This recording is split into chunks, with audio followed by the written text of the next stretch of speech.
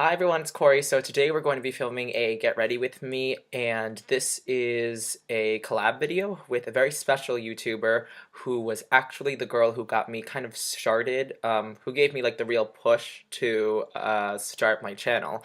And here we are now. We kept in touch and we're doing our collab video together, and her username is Gabriella Janel, and she does a bunch of different kinds of videos. She does unboxings of like subscription boxes and tutorials, like natural tutorials, glam tutorials, like fun looks, normal looks, reviews, just like a bunch of cool stuff is all on her channel. So I'll leave all her information down below. And I'm getting like painfully washed out right now, but this is actually the second time I've tried to film this, and the first time I actually got even more washed out. So, without further ado, this is the collab Get Ready With Me with Gabrielle. Bye! Okay, so I just got started with a cleanse and moisturized face. I used Jack Black Double Duty Face Moisturizer. This has SPF 20 in it. And I used Origin's GinZing Eye Cream, which has like kind of a little bit of glow to it, and it's like depuffing, and I really like that. And then I have this monstrous blemish right there on my face, so I used La Roche-Posay, a little bit of a, can't really see it. Okay, I used La Roche-Posay Effaclar Duo, and we're kind of going for, whenever I wear like reds or oranges or whatever, I like to go for like really, really, really warm cheeks, despite the fact that it is like practically winter right now. So to start out, I'm just going to spray some setting spray all over my face. And I do this before I put on any makeup, just to kind of like give it a base to like lock down onto. And I'm just taking my Physicians Formula NudeWear Nude Glow concealer. It's the one that has a little bow on it. So I'm just doing like kind of the triangle thing, kind of a little bit messy. And something that's cool about this one that I'm not too sure about with the other ones, but this one actually sets relatively, like, you know, it sets, like, it's still, like, luminous, but it's, like, dry to the touch, so that's very, very good, because then I find that I don't need to set my under eyes, but I usually still do anyway. But yeah, so that's the under eye concealer done. I usually do my under eye concealer before my foundation. I'm not really 100% sure why, that's just how I've always kind of done it. But for foundation, I'm going to be using the Kogan Do Aqua foundation.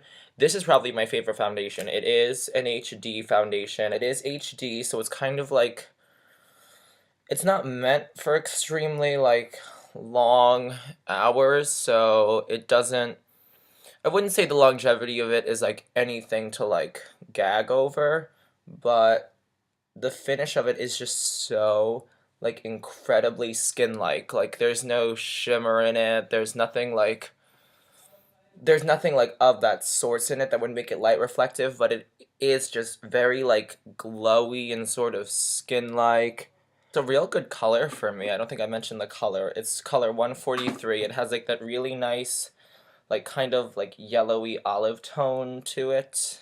Oh, and the brush that I'm using is the Sephora number 53. It's kind of like a really dense sort of kabuki fan brush almost. And you can see like that blemish isn't 100% covered, but I don't like to entirely like put a bunch of product on top of my blemishes, because then I just think that it accentuates them more, you know, like if I have a little bit of pigmentation on one spot showing through, I think that that is a lot less noticeable than having 7 pounds of full coverage concealer on top of it. You know, it's not 100% concealed, but it's fine.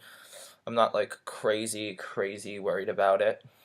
So this is just a layer of foundation on. This is kind of an interesting technique that I like to do sometimes, but if I wear a matte blush, then sometimes I like to apply a cream illuminator under it. And for that today, I'm actually going to be using one of the Becca Shimmering Skin Perfectors. And this is a sample of it, but this one is in rose gold. So this one is kind of more of like that blushy-esque hue. But I'm just going to take this on a on a Sephora Mineral Powder 45 brush, which is just like a dense kabuki, and I'm going to really like pack this into the bristles, and then I'm just going to take this from the apple of my cheek and blend it back. And this is just going to give my matte blush like a really nice sort of glowy base. And for blush, I will be using, I think this may be limited edition, but it actually is pretty much the exact same color as NYX's blush in Cinnamon, if you guys are familiar with that. So this is Maybelline, oh, it does say limited edition, Maybelline 210 Coral Burst, and this is one of the baked blushes. And this is like bright orange. And for that, because this is so pigmented, I'm going to be using a duo fiber face brush by Real Techniques. And I'm just going to pick this up kind of on like one side of like, you know, it's kind of pinched. I'm just going to pick it up on one side and tap off the excess and tap a little bit off on the back of my hand. And I'm just going to kind of focus this right on the apple of the cheek. Just kind of like pouncing it on. Another thing sometimes I like to do with my blush is I like to really lightly kind of hit it. So I have my temples, and then sometimes like right on the sides of the center of my forehead, I just like to apply a little bit of blush. I'm not 100% sure why I do this. I've kind of done this like on and off for a while, but I think that it just really does something like nice to the complexion. It kind of like buffs out the bronzer with like a warm color. And because we've kind of gone very warm on the skin like already, I'm going to be taking some bronzer. For that, I'm just using Star Bronzer by Lancome, which is a relatively like neutral bronzer. It may have a slight bit of glow to it, but it's nothing obtrusive. Just hitting this on the liberal temple. If I was contouring, I would hit it more like in this area. But because this is bronzing and I'm just trying to warm up my complexion, I'm kind of throwing it like all over the sides of my forehead. And then I'm also taking it kind of right on the bottom edge of the blush and sweeping kind of up. So I just kind of buffed out all the edges of like everything using bronzer and just like warmed up my whole face. And oh, and for that I used just a big stippling brush, and it was the Sephora number 44. I've had this for like years, like 4 years maybe, and it's getting a little dingy. It's like the old professional packaging, but what am I gonna do? And now for that real intense sheen, I'm gonna be using Dior Amber Diamond, which is just the perfect shade to pair along with these kind of tones. It has a little bit of like beigey pink, but for the most part it's a golden beige highlight. Wow, I'm going for like a really glowy look now, aren't I? Oh well. Okay, so I just did the liberal highlight with that. I hit it from kind of, I feel like I'm getting a little bit washed out, but I kind of hit it from here up and then circled it in that kind of roundy motion. And then I'm taking a product that I really enjoy, but I feel like I always forget that it's in my collection, because I kind of forget that I own like loose powdered containers.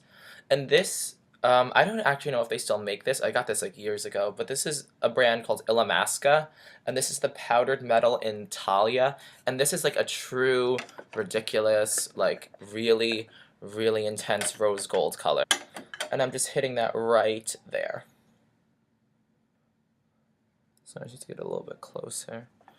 And I mean, if you are going for like that really warm cheek, then I definitely think that these kind of rose golds, almost like too deep highlights, work really good for like the overall look. And I'm taking a BareMinerals concealer, and this is in the shade Well Rested. This is like a pale, kind of like a pale yellow powder, but it has like medium to high coverage. And I don't like to wear this very often, just because I don't need like high coverage under my eyes, but if I really am trying to like brighten up the center of my face, then I will use this. And this also has SPF 20, just 20 in it. So it's good to preserve your delicate little eyeballs. So I'm just kind of swirling this all into the brush and tapping off the excess, because this is very, very pigmented and it can get real cakey real quick. And I'm just kind of like stamping that and then pulling it where I want it. So I'm just kind of hitting that right under the eye in the inner corner, and then I'm also kind of like reinforcing that triangle just a little bit by dragging it down and then pulling it up. Just throwing some a little bit on my eyelids. And I think that for complexion, that's pretty much done. Because I have so much going on with my warm cheeks, I'm just going to take a big old stippling brush. This is by Eco Tools. And I'm just going to buff everything out lightly. Just because I do have a lot on my cheeks that I don't want everything, like, I want it to all look balanced. I don't want it to just look like I have like 7 products sitting on top of my cheeks. But I just have a couple more things to wrap up on that I'm not going to do on camera because I have a brow routine coming, and then I need like a layer of mascara, which I can't film. So I will be right back with the completed look. Okay, so I just finished up my eyebrows, and for that I used Anastasia Dipbrow for the majority of my eyebrow, then the Tarte Waterproof Brow Mousse in dark brown for the bottom edge, and then I used the Maybelline Brow Drama Brow Gel, which is that one that has a little ball on it, and this one is in blonde actually, but I find that it doesn't deposit down a lot of color, so like blonde is fine. And then for mascara, I just have on like 2 layers of Revlon Lash Potion Waterproof, I think. I don't know, my mascara doesn't really matter all that much. Then I set my T-zone down using the Sonia Kashuk Chic Luminosity Glow Powder, which is essentially the NARS Light Reflecting Translucent Setting Powder, so definitely pick this up if you like that. And then for final touch, I'm going to be spraying my L'Oreal Infallible Makeup Setting Spray. And this one I actually really like. The mist is really wide, so if I just like spray it in the center of my face, it kind of hits all of it. So, actually maybe I'm just gonna... Okay. It's a heavy setting spray day. So, this one, the mist isn't like 100% super fine, so sometimes I do get like little pools of setting spray that have to dry on my face a little bit longer. But this is really good for longevity, and it's actually really good for oil control too, so I really have been enjoying that as I've been testing it out. And I'm under the impression that this video is getting very long, so I'm just going to cut it off now. And I really hope you guys enjoyed, and I really hope that you guys go and check out Gabriella's channel because she is awesome. I'll leave everything down below for her, and you guys leave everything down below for me. So I'll see you guys later. Have a good one. Bye.